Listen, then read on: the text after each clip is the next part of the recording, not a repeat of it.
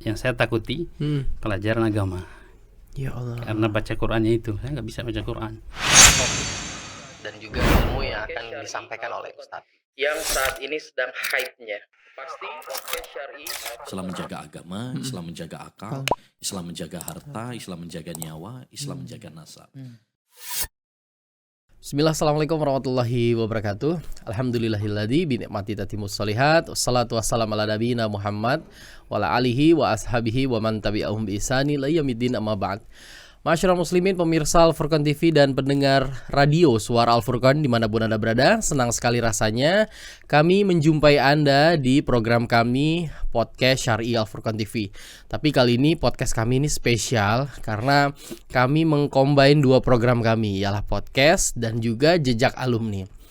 Dan alhamdulillah di Mahat kami kedatangan salah satu alumni kita. Ya, Masya Allah, beliau ini sedang sama-sama kita berjuang di medan dakwah. Namun beliau saat ini sedang mengembangkan dakwah beliau dan juga sekolah beliau di Sangatta, Kalimantan Timur. Ya, Masya Allah, beliau ialah Ustadz Abu Darda. Assalamualaikum warahmatullahi wabarakatuh, Ustadz. Waalaikumsalam. Masya Allah, sehat Ustadz ya? Alhamdulillah. Alhamdulillah. Wah, ya. Jadi ana menculik beliau di sela-sela waktu beliau ini sedang studi banding di Pondok Pesantren Al-Furqan, Ustaz ya. Masya Allah, Ustaz. Rindu nggak dengan Al-Furqan, Ustaz? Wah, rindu banget. Cuma nonton TV biasanya. Gitu, Masya Allah. Ya. Ustaz alumni 2008, Ustaz ya. Ya. 2008, tapi Ustaz sebenarnya bukan asli dari Sangatta, Ustaz, dari Sulawesi, Ustaz ya. Dan di Sulawesi Tenggara. Masya Allah, berarti dari Munah. dari Al-Furqan Ustadz balik dulu ke Sulawesi atau langsung waktu itu langsung ke Sangatta, Ustadz? Samarinda malah awalnya. Oh, Ustadz ke Samarinda dulu. Iya. Masya Allah. Samarinda sekitar 1,5 tahun lah. 1,5 tahun, Masya Allah. Nah, Ustadz, ini kan mumpung Ustadz di sini ya kan, sehingga kami tidak jauh juga ke sana. Jadi kita ingin mengulas Ustadz dulu terkait Ustadz di Al-Furqan, Ustadz ya. Masya Allah, ini insya Allah mahat yang berbarokah ya. Ustadz juga salah satu merupakan bagian dari alumni di sini juga yang tadi di tahun 2008. Ada mau tanya ke Ustadz, saat itu sebelum kita bahas yang di Sangatta, Ustadz ya, yang pondok Ustadz, Anda ingin banyak tanya ke Ustadz dulu. Ustadz kenapa bisa milih Al-Furqan, Ustadz, sebagai tempat rujukan Ustadz untuk mengambil ilmu agama Islam, Ustadz? Gimana, Ustadz? Apa ya? Mungkin takdir Allah kayaknya. Masya Allah. Nah, Ustadz. Karena anak sebenarnya berasal dari keluarga yang jauh dari pemahaman agama. Allah Subhanahu wa taala memberikan hidayah. Ketika anak masih kuliah umum. Anak dulu pernah kuliah di jurusan pendidikan fisika.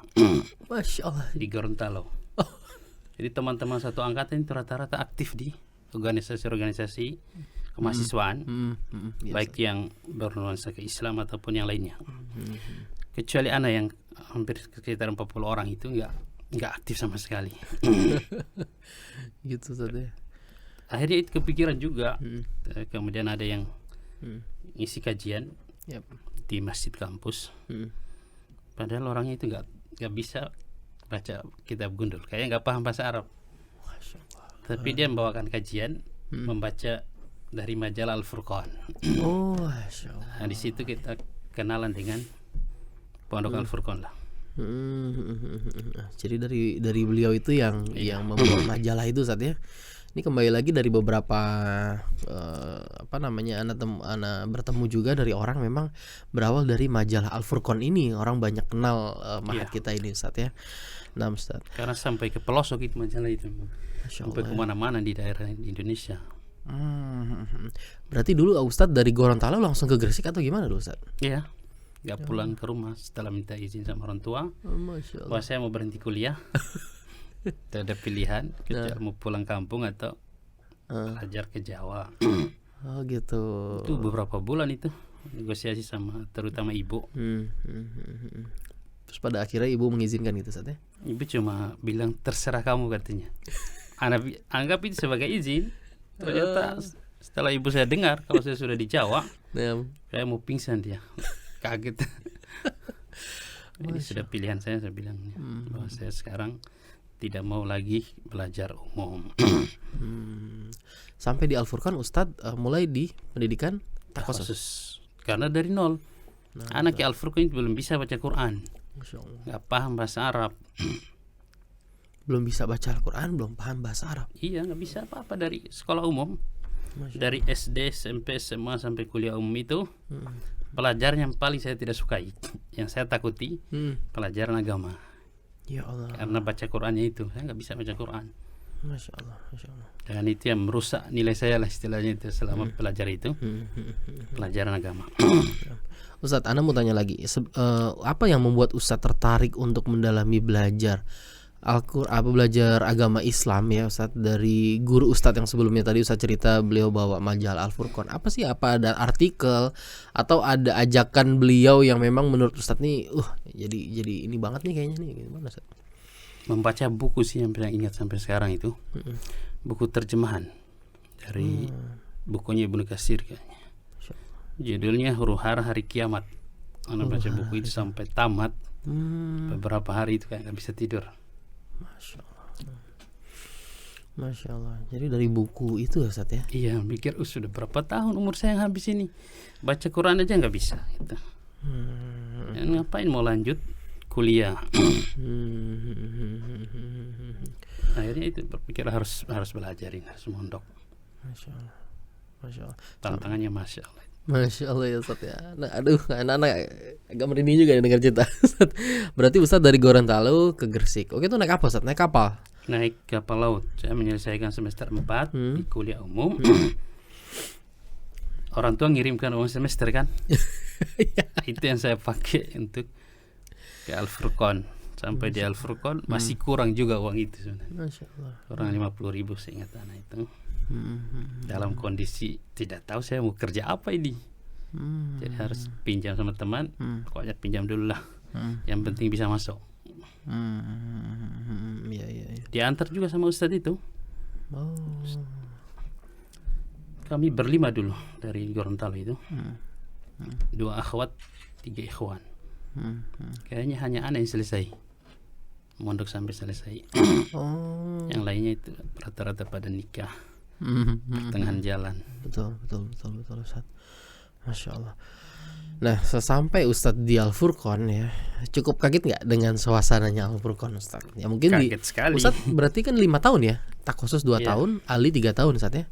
Berarti Tambah dari setengah tahun mengajar. Oh, berarti dari 2003 Ustadz di sini. Iya.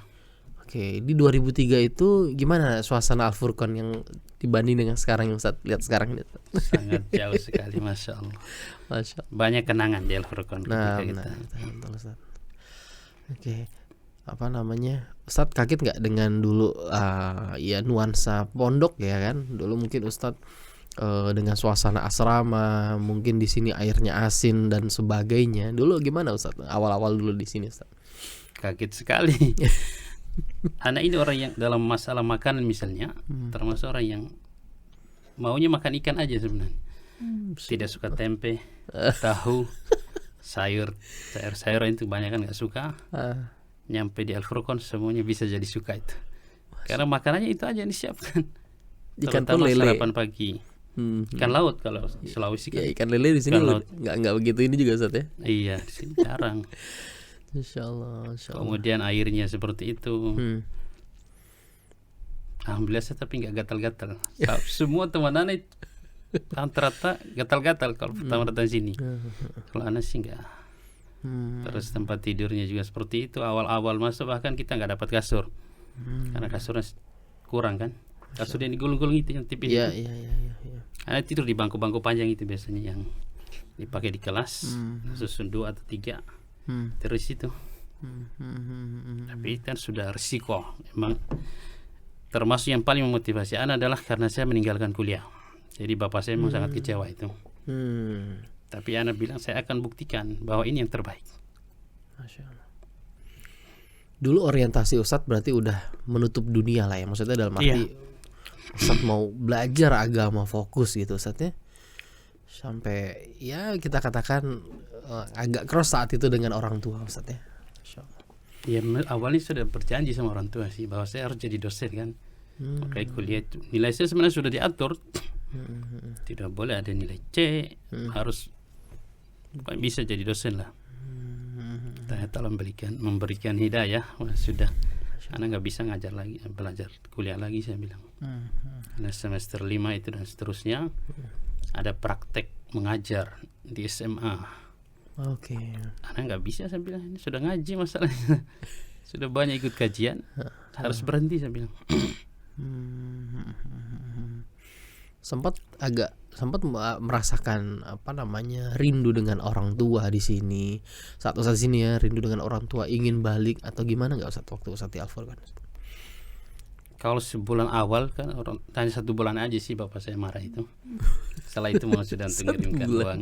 Marahnya via apa tuh Ustaz? Kan dulu handphone masih belum ada tuh Ustaz. Iya, lewat handphone. Lewat handphone ya Ustaz dulu. Kalau nelpon dulu ke kantor kita.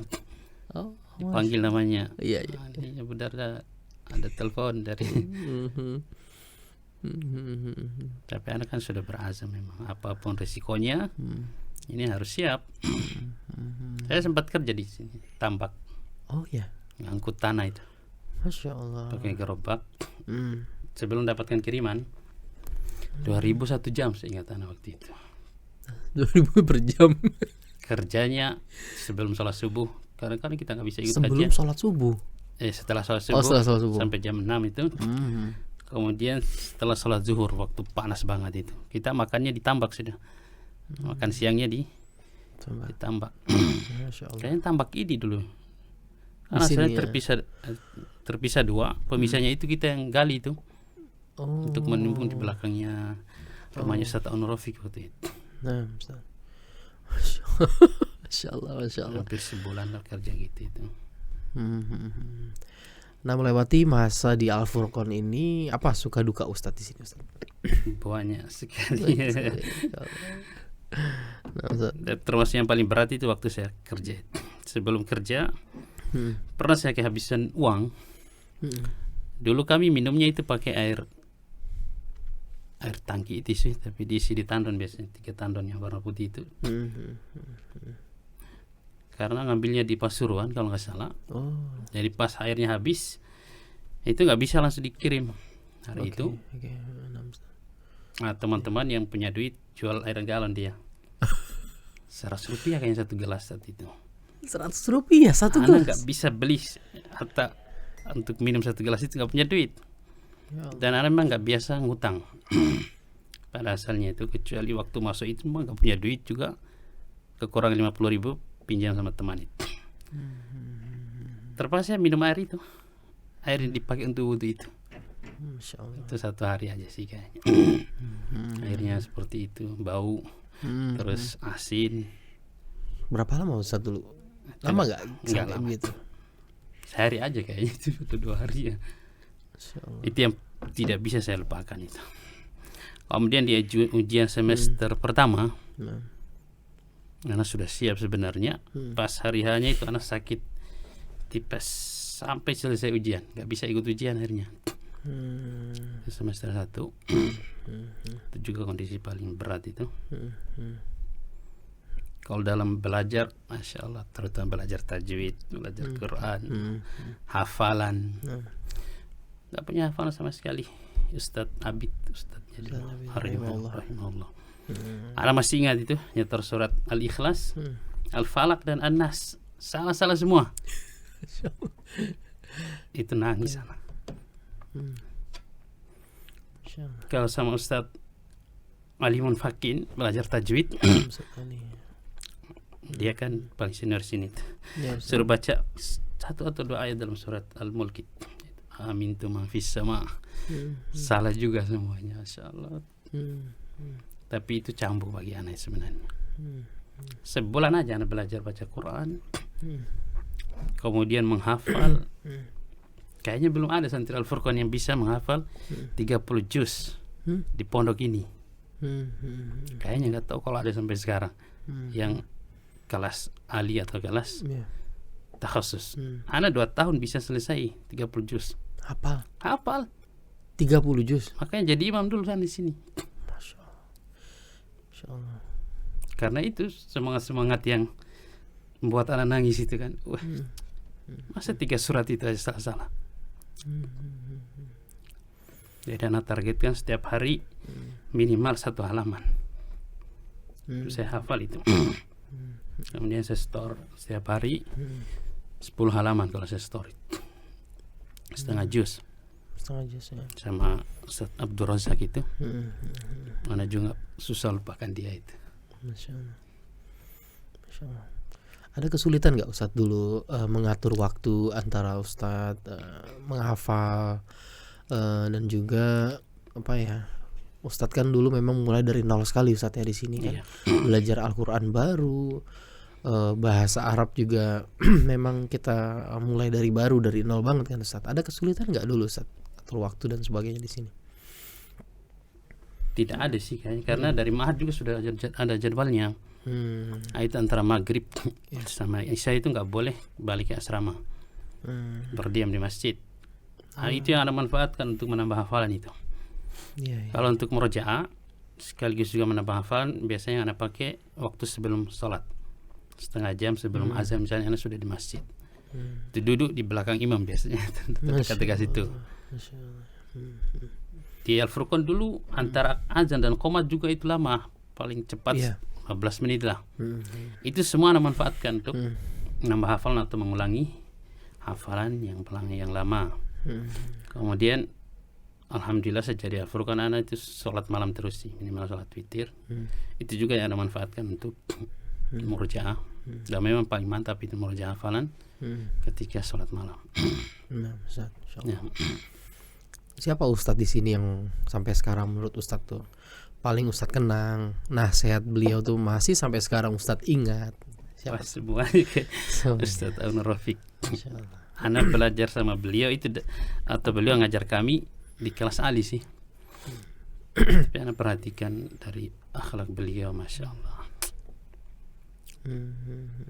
Ya, anak sudah banyak bergaul dengan ustadz-ustadz lah. Dalam semangat dakwah belum ada yang bisa menyamai Ustadz Aun Rafiq. Masya Allah. Apa dulu pengalaman Ustadz dengan Ustadz Aun yang paling Ustadz perhatikan? Apakah kegiatan beliau sehari-hari atau bagaimana beliau dengan santrinya? Gimana? Semuanya. Beliau kan biasa punya jadwal di luar Kresi ya. Anak kadang lihat pulang dia jam 3 pagi, jam 7 ada jadwal yang di kelas, dia masuk. Kalau lagi ngantuk, beliau berdiri tuh. Jadi ngajar sambil jalan keliling-keliling gitu. Itu semangat, masya Allah. Hampir tidak mau dia untuk meliburkan jadwal beliau. Pokoknya harus tetap masuk. Kemudian sering dia membangunkan santri-santri itu sholat malam. Kadang-kadang kaget tuh, kok antri ini wudunya. Biasanya sepi. Ternyata ada Ustadz Aun baru ngomong di pintu aja gitu, pintu kom. Semuanya bangun itu. Masya Allah. Nah. Masya Allah Ustadz. Ya memang begitu banyak ya Ustadz ya. Sampai bertahan 5 tahun ya dulu Ustadz. Sempat gak di waktu 5 tahun itu orang tua mengunjungi Ustadz kesini Ustadz? Gak ada. Di awal-awal tahun belajar dulu kan masih rame-rame perpecahan itu. Oh iya. Nah, banyak teman-teman anak itu pindah ke Paciran. Pondoknya Abu Mas'ud ya namanya. Anak juga hampir terpengaruh itu. Gitu, tapi ada Ustadz Abdurrahman Buton, kamu kah? Kan kebetulan satu daerah sebenarnya sama anak itu. Rumah beliau ke rumah anak kayak nggak cukup 1 jam itu. Anak konsultasi sama beliau gimana ini. Atau beliau antum bisa bertahan di sini aja. Nanti antum akan tahu sendiri katanya. Masya Allah. Dan kita tahu sekarang Ustaz ya. Insya Allah sudah. Kamu tahu sendiri siapa yang benar, katanya siapa yang ya. Ustaz kan pastinya ya Ustaz ya, tahu kesini itu kan belum tahu apa itu salaf ya Ustaz ya. Hanya kan Ustaz dulu berangkat ke sini hanya belajar agama gitu kan. Sudah ikut pengajian sih sekitar 3 bulan itu yang aktif. Di waktu sebelum ke sini Ustaz ya. Waktu di Gorontalo. Pernah mengundang Ustaz dari Makassar. 1 pekan biasanya itu kalau mengundang. Kalau ada Ustaz yang datang, anak nggak masuk kuliah itu biasanya. Ikut kemana-mana Ustaznya. Jadi sudah ada gambaran tentang mana salaf istilahnya. Al-Furqan dulu karena Al-Furqan ini terkenal memang dengan bahasa Arabnya. Iya, betul. Nahunya. Asalnya itu sebenarnya Ustadz yang antar itu pun karena dia juga terkena fitnah. Dia juga ikut menganjurkan kalau setahun aja lah di Al-Furqan katanya. Ambil nahunya aja. Setelah itu pindah kemana gitu. Oh, Masya Allah. Karena kan nggak langsung ikut-ikutan begitu. Terutama nasihatnya Ustadz Abrahman Buton itu yang sampai sekarang itu ingat terus. Setelah 5 tahun Ustaz selesai, mengabdi di mana dulu Ustaz? Di sini. Zaman anak kan Ngajar. tidak ada pengabdian sebenarnya. Oh iya. Setelah 5 tahun anak sudah komunikasi dengan bapak orang tua. Saya mau kuliah karena itu keinginan orang tua kan. Lanjutkan kuliah Ingin lagi. menyenangkan. Kebetulan di Jember sudah datang itu Ustadz Ali Musri waktu itu. Oh. Tapi belum resmi, masih Mahat Ali juga. Ternyata Ustadz Ahmad Sabik itu temui anak gitu. Diminta ngajar dulu katanya. Oh. Padahal anak sudah komunikasi sama orang tua itu. Akhirnya orang tua tak sampaikan lagi bahwa saya mau ngajar dulu kayaknya setahun ini. Ternyata anak nggak betah ngajarnya sini. Ada beberapa masalah yang terutama yang paling berat bagi anak itu mengajar anak SD. Terus yang saya ajarkan lagi matematika. Anak saya bilang ilmu ini dulu memang paling saya suka. Tapi sekarang saya sudah nggak mau banyak belajar ilmu gini. Jadi di mata pelajaran umum ya Ustaz ya dulu sih. Iya. Akhirnya saya minta mundurkan diri, termasuk pamit sama Ustaz Rafiq yang beliau mengizinkan. Ada teman murid anak di Tahosus, anak kan ngajar Tahosus juga, ngajar fikih. Yang lagi izin saat itu dia sakit, pulang ke Samarinda. Karena diajak ke Samarinda aja katanya. Belum ada ustadz di sini. Oke. Yang banyak wahdah, wahdah Islamiyah. Anak ke sana itu tinggal sama ustadznya wadah Islamiyah awal-awalnya. Setelah itu tak obrak-abrik. Sampai anak digelari pengacau itu. Kalau di Samarinda itu anak ustadz pengacau katanya. Masya Allah. Karena banyak ikhwan-ikhwan yang sudah ada yang sudah mau diangkat sebagai ketua cabang, pimpinan cabang wadah Islamiyah Kalimantan Timur. Nggak jadi. Ikut anak terus dia kemana-mana itu. Mereka sakit hati banget itu. Pernah anak dikeroyok sama ustadz mereka. 6 orang kalau nggak salah mereka saat itu datang di kajian anak. Diajak debat. Tapi anak sudah siap sih sebenarnya. Saat itu sudah tahu, sudah perkirakan kayaknya saya mau dikeroyok ini. Keroyok fisik Ustaz. Ini mereka berenam datang. Keroyok debat atau Debat dulu. debat? Sampai ada yang pukul anak. Salah satunya dari mereka itu mukul anak dari belakang. Tak laporkan ke polisi. Takut juga ternyata. Oke. Masya Allah. Sampai hari ini tidak digelari seperti itu. Ustadz pengacau katanya itu. Ada nggak Ustaz kan menganggap ini bagian daripada perjalanan dakwah ya saat itu Ustaz ya? Ya memang cukup berat ya Ustaz. Kala itu memang kita apa ya, Ustaz lulusan Al-Furqan yang tahu background Al-Furqan itu adalah seperti itu kan. Sampai terus Ustaz masuk ke medan dakwah yang keras seperti itu gitu loh Ustaz. Dan ya Masya Allah, berarti dari dulu di mana, di Samarinda Ustaz ya kejadian kayak gitu.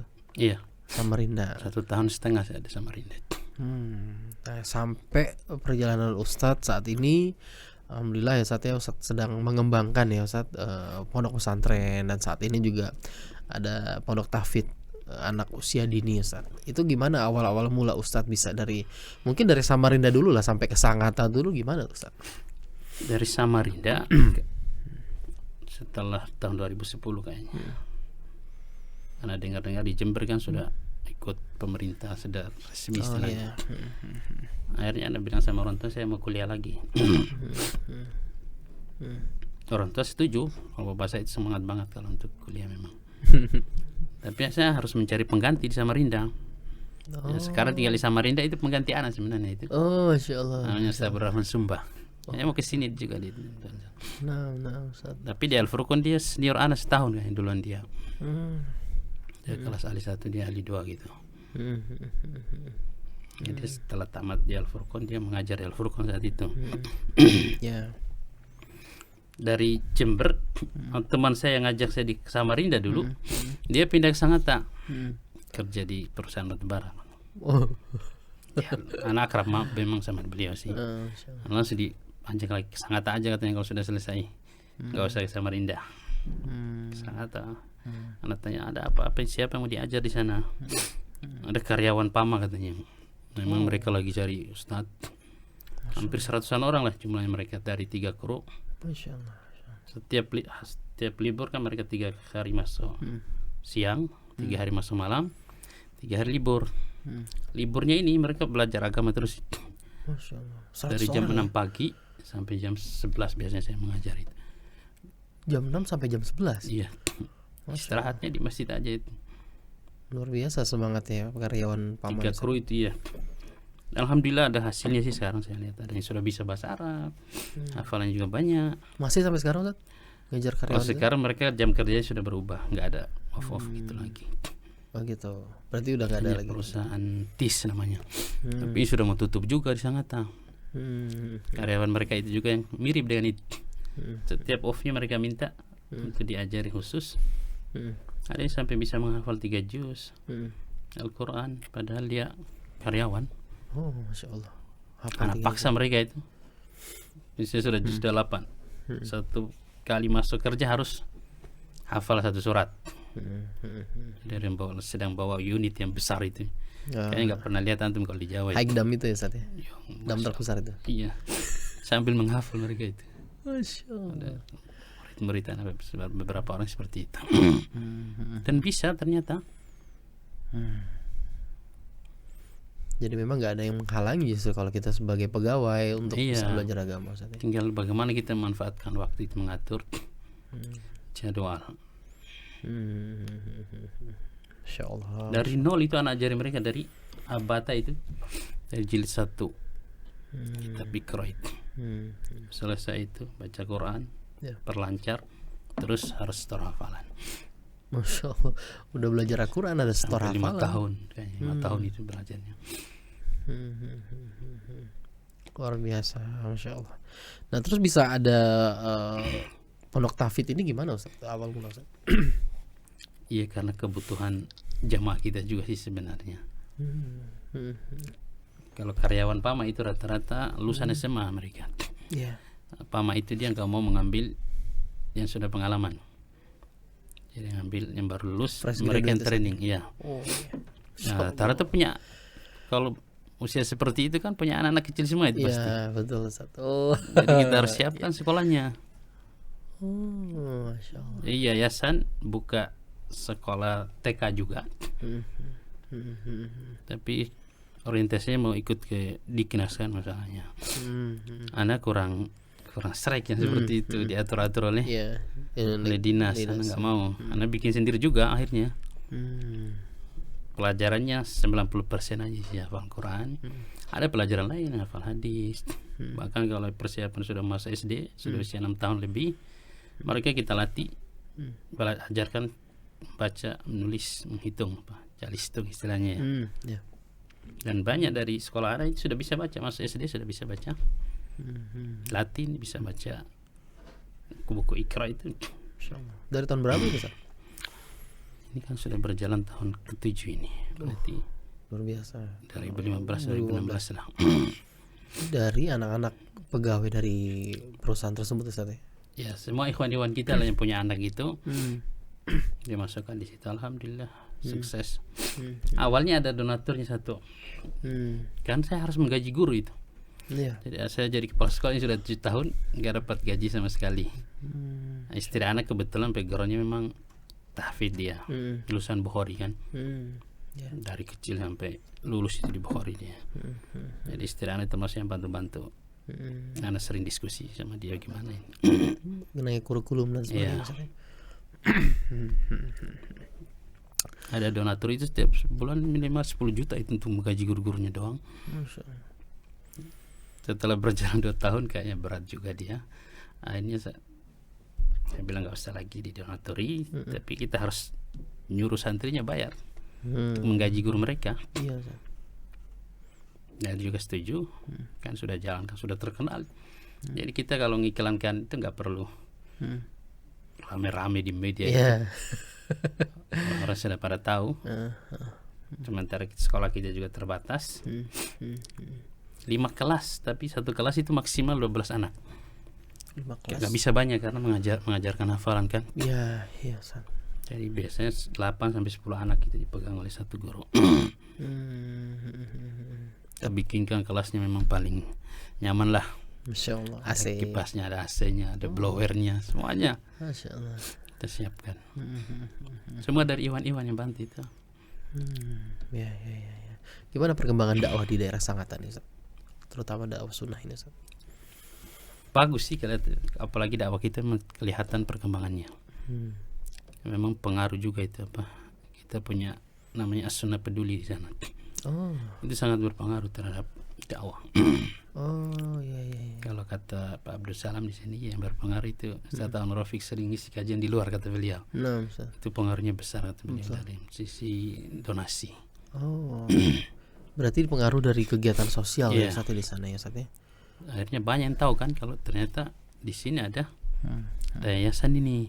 Sampai pemerintah kabupaten sudah tahu. Mereka sudah mulai ngasih bantuan juga ke kita. Karena lembaga sosial kami ini banyak programnya, ibu-ibu sih yang ngurusi. Oh gitu, Masya Allah. Di lampu merah itu ada stand makanan gratis. Jadi siapa yang ngambil silakan, atau yang mau naruh silakan.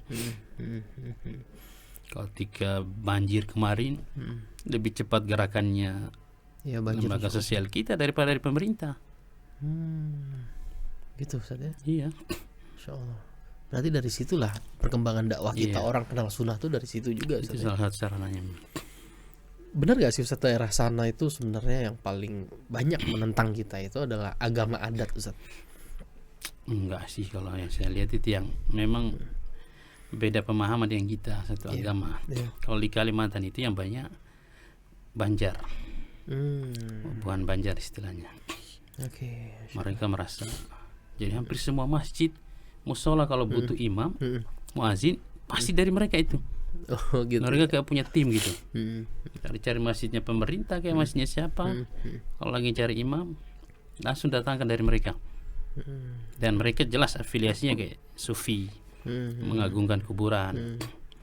Jadi sangat menentang dakwah kita itu. Tapi kalau untuk di Sangatta, mereka juga pendatang. Suku aslinya kan Kutai namanya. Kutai. Ada ikhwan kita yang dari suku itu, dan termasuk kepala adat bapaknya. Jadi lumayan, lalu masalah itu Lumayan aman ya. insya Allah Masya Allah. ada yang backup. Ada yang backup, Masya Allah, Masya Allah. Ini balik lagi nih Ustadz ke apa? Sekarang ini kan Ustadz juga lagi mengembangi pondok pesantren nih Ustadz ya. Pondok pesantren Imam Syafi'i Kutai Timur Ustadz. Iya. Nah, itu progresnya sampai mana sekarang Ustadz? Apa baru kita Baru mau sudah dapat? menyelesaikan pembebasan lahan ini. Kita membebaskan lahan 2 hektar itu 2,2 M kayaknya kemarin. 2 hektar. Soalnya tanggal 10 ini mau diselesaikan sudah semua. Ada pewakafnya Ustadz? Banyak yang mewakafkan tanah sebenarnya, tapi lokasinya itu kurang. Gitu, Ada yang di tengah-tengah yang memusuhi dakwah kita, banyak berat ini. Ada yang jauh dari pemukiman, itu luas-luas kalau begitu. Sampai ada 5 hektar ngasih. Masya Allah. Ada siapa yang mau tinggal di situ, saya bilang. Tengah hutan ya? Orang hutan aja nggak mau tinggal di situ.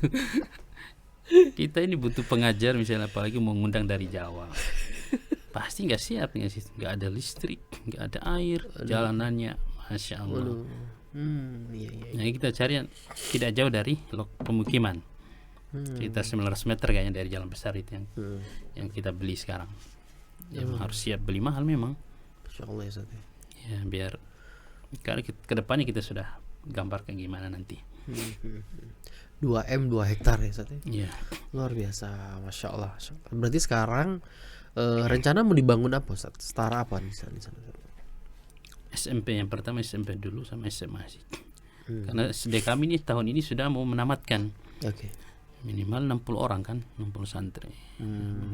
Siswa. Oh. Ikhwan akhwat. Berarti nanti lanjutnya ke sana gitu harapannya gitu Ustadz. Ya sebagiannya pasti lanjut ke situ karena sudah pengalaman. Yang mondokkan anaknya di Kalimantan aja kasihan itu. Antara Kutai Timur ke Banjarmasin itu kan Kutai Timur. Paling cepat 6 jam. Oh, Masya Allah. Jalanannya kalau seperti jalan di Jawa mungkin nyaman aja. Oh ini muntah-muntah itu biasanya. Jadi kalau ada pondok di sana, Anda perkirakan pasti banyak muridnya. Kita adakan di pusat kota, kecamatan-kecamatan luarnya, bahkan kabupaten seberang itu lebih milih ke situ perhitungannya sih daripada ke Balikpapan, apalagi ke Jawa. Yang penting kita siapkan programnya jelas, kualitasnya bisa bersaing lah gitu. Makanya Ustadz ke Al-Furqan ini salah satunya belajar tentang, bukan cuma Al-Furqan, banyak pondok akan Anda datangin. Oh, Masya Allah. Programnya. Sebelum di Al-Furqan sini kan kemarin di Balikpapan. Oh, gitu. Ada pondoknya Ikhwan kita. Masya Allah. Tahun-tahun sebelumnya itu semua yang kami kirim, kan kalau ada santri dari Sanata, kami yayasan bikinkan surat rekomendasi, tanda tangan Anas sama Ustadz Mukri sama ketua yayasan. Semuanya biasanya diterima. Tahun kemarin ya ada yang tidak diterima karena terlalu banyak pendaftarnya. Oh gitu. Akhirnya ini kita bilang kalau seperti ini kita harus bikin sendiri. Wah iya. Iya masa nggak bisa sih. Benar. Jadi ternyata permintaan besar nih Ustadz ya. Permintaan seperti itu sih yang saya baca. Masya Allah. Jadi dari situlah ya kita bilang ya memang mumpung ini kesempatan ini besar Ustadz ya untuk mengembangkan dakwah ya. Jadi ya kita berharap progres pembangunan pondok pesantren Imam Syafi'i Kutai Timur ini lancar lah Ustadz ya. Iya. Sekarang ini lagi tahap pembebasan lahan, hampir final Ustadz ya. Sudah final. Setelah itu meratakan jalannya aja, baru sudah mulai pembangunannya insyaallah. Pembangunan juga udah mulai nih, udah kita udah siap nih segala-galanya. Sudah ada jadwalnya semuanya. Misalnya bulan 9 ini tanggal gini sampai gini apa yang kita kerjakan. Semuanya sudah ada panitianya sih. Pendanaan semua siap Ustadz ya. Pendanaannya masih nunggu aja sebenarnya. Kalau dari penjualan lahan itu kita sebenarnya sudah ada minimal 500 juta lah untuk persiapan awal itu. Kira-kira kalau ada jamaah dari Kalimantan yang mau ikut partisipasi boleh nggak Ustadz? Siapa saja boleh. Yang penting tidak ada syarat yang menyelisihi syariat. Oh, Masya Allah. Kalau ada syaratnya kita enggak. Murni membangun sebuah peradaban Islam dan amal jariah lah Ustadz ya. Niat dakwah lah itu membantu. Masya Allah. Penyebaran tauhid. Oke, jadi bagi pemirsa Al-Furqan TV dan pendengar radio Suara Al-Furqan dimanapun Anda berada, Anda mungkin bisa Ustadz ya mau partisipasi untuk progres pembangunan ini ya, nanti bisa untuk mengirimkan pertanyaan seputar kemana dan kemananya ke kami, nanti insya Allah akan kami sampaikan ke Ustadz Abu Darda Ustadz ya, insya Allah seperti itu. Biasanya donasinya itu Anda sampaikan di setiap awal kajian Anda. Kalau kan kajian Anda di live di YouTube-nya yayasan ada Syafi'i. Ya Imam Syafi'i, YouTube-nya Imam Syafi'i. Iya. Pondok pesantren Imam Syafi'i. Yayasan Imam Syafi'i kan yayasannya. Dan kajian Anda kan semuanya pakai slide kalau kajian di Sangatta itu. Wih. Jadi ada layarnya. Di layar awal pasti tentang donasi. Perkembangannya sudah berapa sekarang? Call to action-nya Masya Allah jalan ini. Harus semangat memang. Benar Ustaz. Itu dulu kajian Ustadz ke jamaah yang pekerja atau umum aja di sana? Umum semuanya. Kajian di masjid-masjid kajian umum. Ada juga kajian khusus ibu-ibu aja. Rata-rata kajian anak kajian umum disiarkan di live. Kitab sih biasanya. Kalau anak kajian bahas kitab. Masya Allah. Berarti ini sekarang Ustadz lagi kembangin dakwah juga di daerah Kutai Ustaz ya. Kutai Timur. Masya Allah. Sampai sekarang gimana dengan orang tua Ustaz mengenai ini Ustaz sekarang ini justru jadi seorang dai sedang mengembangkan pondok. Orang tua itu. Masya Allah. Tapi mereka sebenarnya pengennya saya dekat. Orang tua anak kan sudah tua dua-duanya. Masya Allah. Bahkan bapak anak itu sudah buta matanya. Jadi aktifnya cuma dalam rumah aja. Ibu anak juga sudah jalannya susah. Anak cuma bisa berbakti semampu anak, misalnya setiap bulan kirimkan duit. Padahal bapak anak itu masih ada pensiunan sebenarnya. Dia pensiunan PNS dan hitungannya kalau di kampung masih besar, 2 juta lebih lah sebulan. Tapi tetap anak harus setiap bulan ngirim duit, komunikasi. Masya Allah. Kemarin anak baru pulang, ibu anak sampai nangis-nangis. Oh, Ustadz pulang ya? Idul Adha biasanya Idul Adha. Tapi yang berat itu perpisahan. Saya harus balik, saya bilang ini kerja. Ajar. Ibu agak berat dulu. Iya.